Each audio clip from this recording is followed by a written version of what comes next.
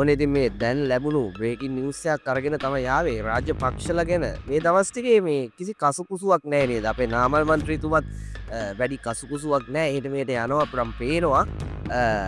බලමු ඉතින් නේද අපි ඉස්සරහට බලමු කට්ටියව දැක ගන්න පුළුවන් වෙයි ඔන්න අද කෙනෙක් ගැන පොඩි වාර්තාවක් වෙනවා රාජපක්ෂ කෙනෙක් ගැන තමයි මේ ගැන නිවුස් එකක් වාර්තා වෙන්නේ චමල් රාජපක්ෂ අල්ලස් කොමිසමට අන්නේම තමයි ටයිටල් එකේ වාර්තා වෙන්නේ බාපි බලමු වැඩිදුරටත් මේ ලොකු විස්තරයක් නැති වුණත් බලමු මොකද්ද තියෙන්නේ කියලා හිටපු පාර්ලිමේන්තු මන්ත්‍රී චමල් රාජපක්ෂ අද ඒ කියන්නේ අද පළවෙනිදා උදෑසන අල්ලස් කොමිසමට පැමිණිලා තියෙනවා චමල් රාජපක්ෂ මහතාගෙන් ප්‍රකාශයක් ලබා දීම සඳහා තමයි මෙලෙස අල්ලස් කොමිසමට පැමිණ ඇති බව වාර්තා වෙන්නේ ඉතින් මේගොල්ලෝ එනවා ප්‍රකාශ දෙනවා යනවා ඉතින් අපි ආණ්ඩුවටත් කියනවා ඉතින් මේ සම්බන්ධව මේ දැන් අපි දන්න දේවල් තියෙනවා මිනිස්සු දන්න දේවල් තියෙනවනේ දැන් මේ මිනිස්සු අපහසුතාවයට පත් වෙලා ඉන්නේ දැන් ආණ්ඩුවත් ඒ පැත්තට හැරිලා ඉන්නේ දැන්